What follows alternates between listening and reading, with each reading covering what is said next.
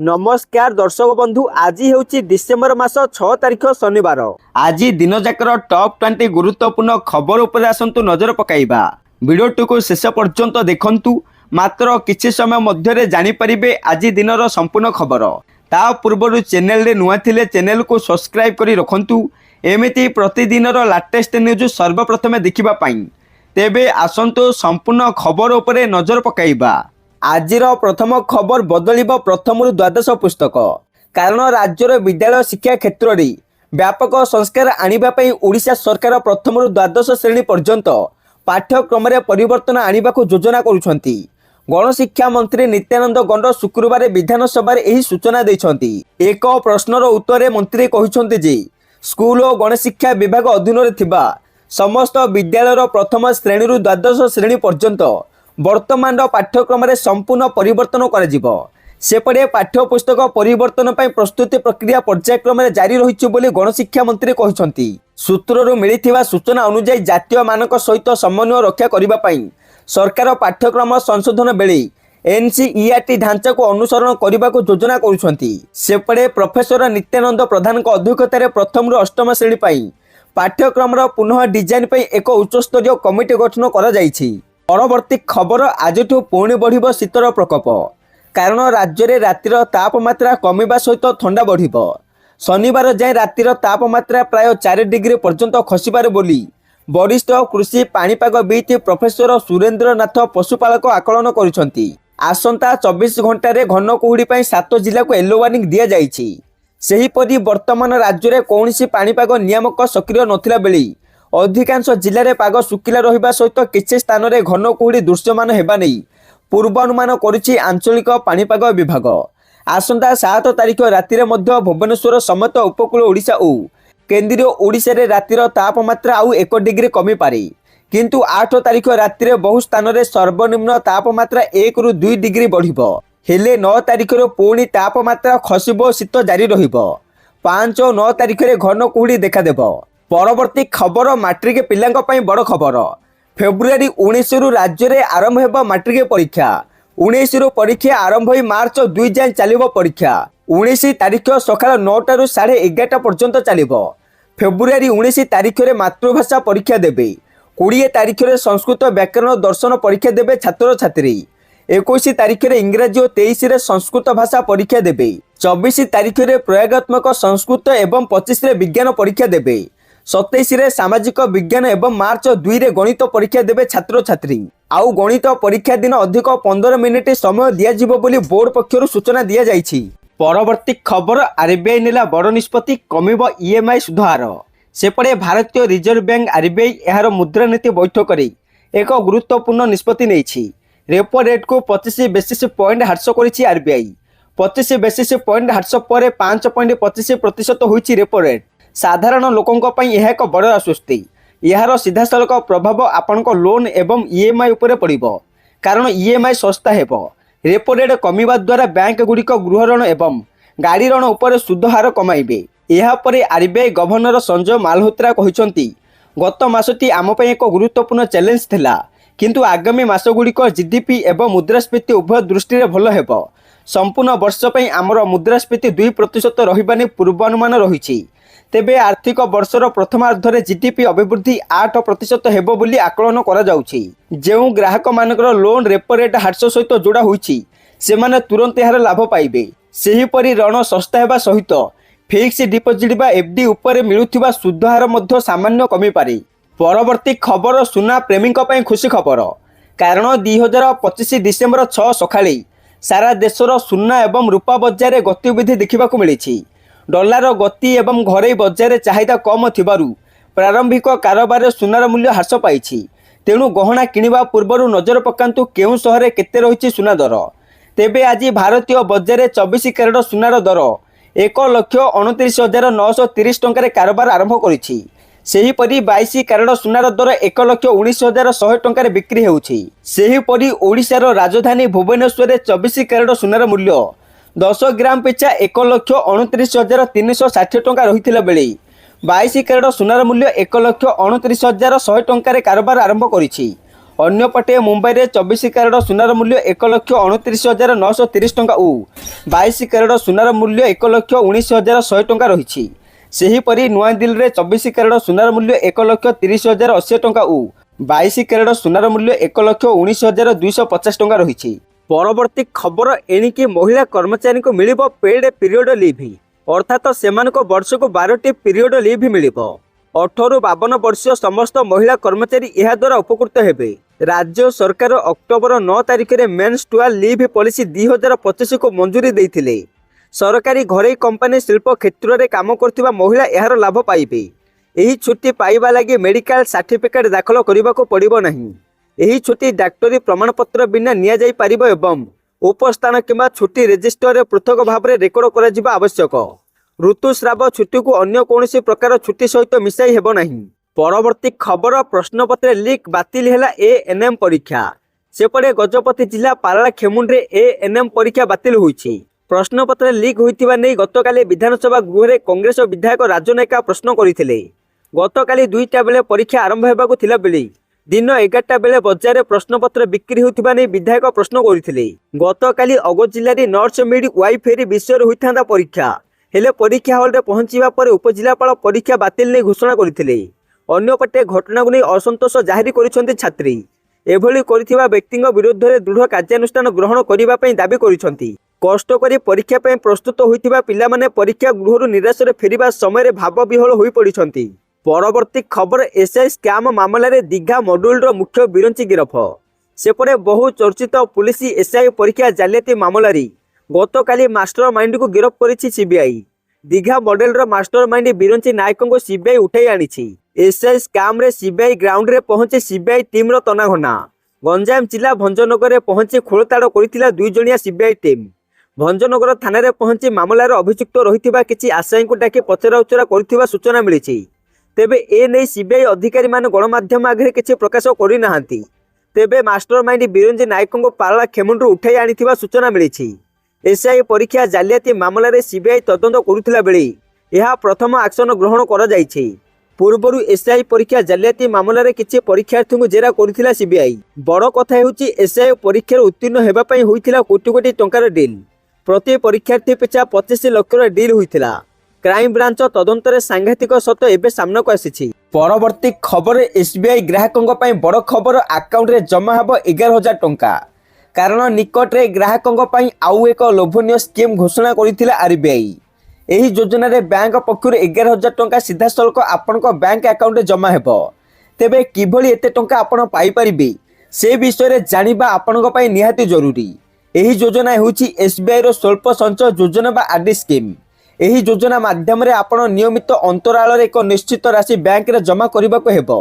आउ एक निर्धारित समय पई आपनक एही योजना रे नियमित टंका जमा करबाको हेबो।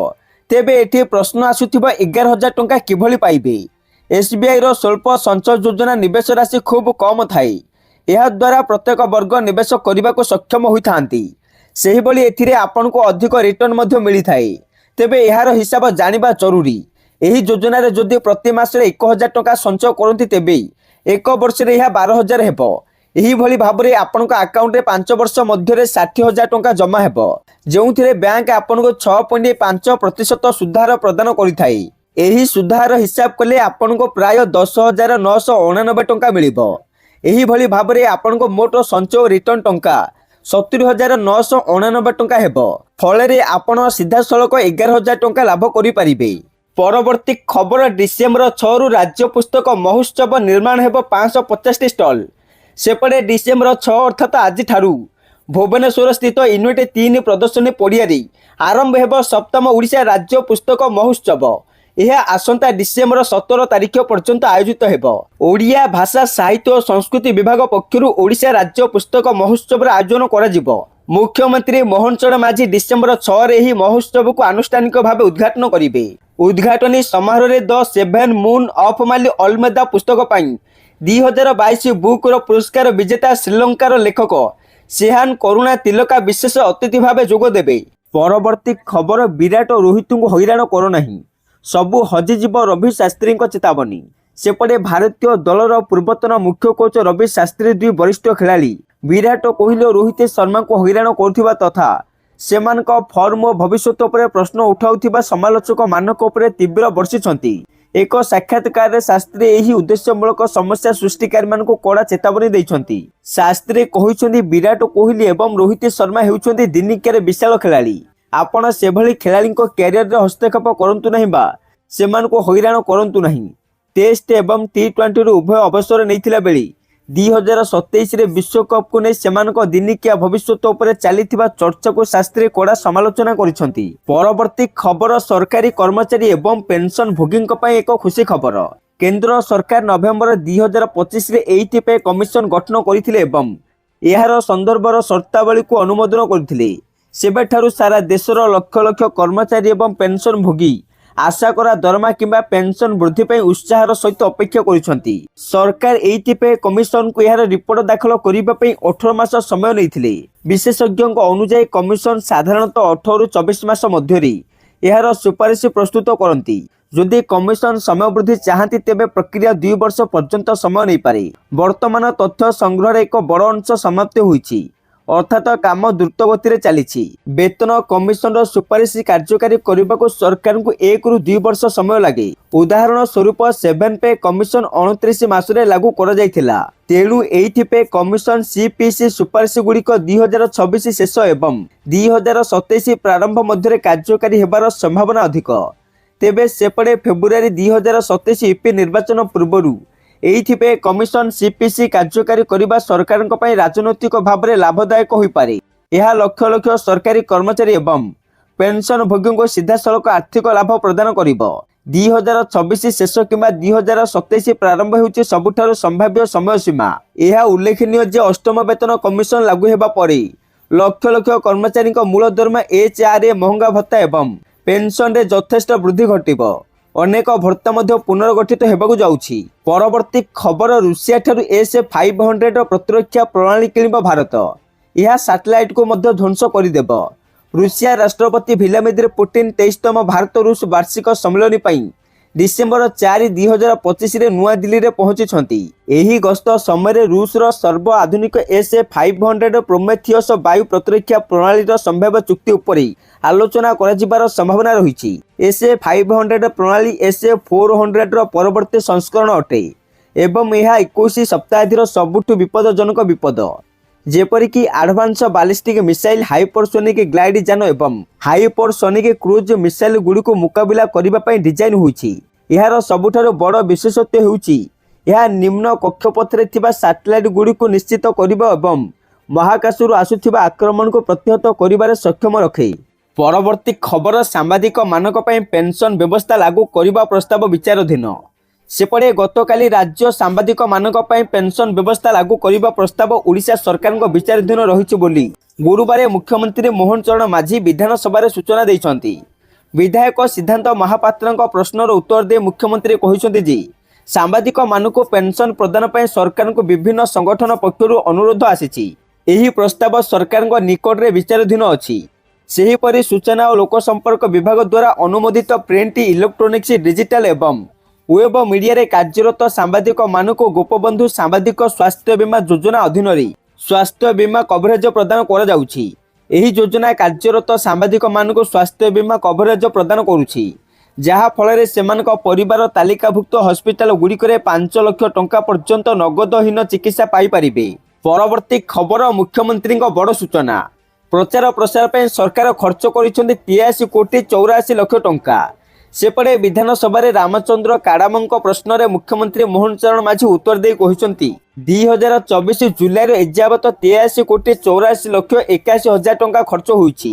ବିଜ୍ଞାପନ ପାଇଁ ଖବର କାଗଜରେ ସର୍ବାଧିକ 69 କୋଟି 78 ଲକ୍ଷ, ଟିଭି ଚ୍ୟାନେଲରେ 9 କୋଟି 35 ଲକ୍ଷ 63 ହଜାର ଟଙ୍କା, ଆଉ ରେଡିଓ ଚ୍ୟାନେଲରେ 2.14 କୋଟି, ୱେବ ଚ୍ୟାନେଲରେ 1.87 କୋଟି ଟଙ୍କା ଖର୍ଚ୍ଚ ହୋଇଛି। ସେହିପରି ହୋର୍ଡିଂ ବାବଦରେ 39 ଲକ୍ଷ 32 ହଜାର ଟଙ୍କା ଏବଂ କମ୍ୟୁନିଟି ରେଡିଓରେ 12 ଲକ୍ଷ 70 ହଜାର ଟଙ୍କା ଖର୍ଚ୍ଚ ହୋଇଛି ବୋଲି ମୁଖ୍ୟମନ୍ତ୍ରୀ ସୂଚନା ଦେଇଛନ୍ତି। 6 ମାସ ମଧ୍ୟରେ ସମ୍ବାଦପତ୍ର ଗୁଡ଼ିକୁ 44 କୋଟି 6 ଲକ୍ଷ 46 ହଜାର 596 ଟଙ୍କା ପ୍ରଦାନ କରାଯାଇଛି। ପରବର୍ତ୍ତୀ ଖବର 200 କଳାକାରମାନଙ୍କୁ 10,000 ଲେଖାଏଁ ସମ୍ମାନ ରାଶି ମିଳିବ। ସେପଟେ ବରଗଡ଼ ଧନୁଯାତ୍ରା ପାଇଁ 1 କୋଟି ଟଙ୍କାର ଆର୍ଥିକ ଅନୁଦାନ ନିଷ୍ପତ୍ତି। 200 କଳାକାରଙ୍କୁ 10,000 ଲେଖାଏଁ ସମ୍ମାନ ସୂଚକ ରାଶି ମିଳିବ। ଓଡ଼ିଆ ଭାଷା ସାହିତ୍ୟ ସଂସ୍କୃତି ବିଭାଗ ପକ୍ଷରୁ ଅର୍ଥରାଶି ମଞ୍ଜୁର କରାଯାଇଛି। ସୂଚନାଯୋଗ୍ୟ ଚଳିତ ବର୍ଷ ଡିସେମ୍ବର 24ରୁ 2026 ଜାନୁଆରୀ 3 ପର୍ଯ୍ୟନ୍ତ ଧନୁଯାତ୍ରା ଅନୁଷ୍ଠିତ ହେବ। ସେପଟେ ଏଲ୍ଇଡି ପରଦା ମାଧ୍ୟମରେ ଧନୁଯାତ୍ରା ମହୋତ୍ସବର ସିଧା ପ୍ରସାରଣ ହେବ। ବରଗଡ଼ ସହର ପ୍ରମୁଖ ଦ୍ୱାରରେ ଧନୁଯାତ୍ରା ଥିମ୍ରେ ଗେଟ୍ ନିର୍ମାଣ ହେବ। ଧନୁଯାତ୍ରା ସମୟରେ ଭୁବନେଶ୍ୱର ଓ ପୁରୀକୁ ବରଗଡ଼ରୁ ସ୍ୱତନ୍ତ୍ର ଟୁରିଷ୍ଟ ବସ୍ ଚାଲିବ। ଏହା ସହିତ ସମସ୍ତ ଜନସାଧାରଣଙ୍କୁ ଅତି ସହଜରେ ଧନୁଯାତ୍ରା ସମ୍ବନ୍ଧୀୟ ତଥ୍ୟ ପ୍ରଦାନ କରିବା ପାଇଁ ୱେବସାଇଟ୍ ମଧ୍ୟ କରାଯିବ। ୱେବସାଇଟ୍ରେ ଧନୁଯାତ୍ରାର ଚିତ୍ରାୟନ, ସମସ୍ତ ଦୃଶ୍ୟାବଳୀ, ସହରରେ ଥିବା ପ୍ରମୁଖ ହୋଟେଲ, ପାର୍କିଂ ସ୍ଥାନ, ମହୋତ୍ସବ ସ୍ଥାନ ସମ୍ବନ୍ଧୀୟ ବିବରଣୀ ଏବଂ ଜିପିଏସ୍ ସିଷ୍ଟମକୁ ମଧ୍ୟ ସ୍ଥାନିତ କରାଯିବ।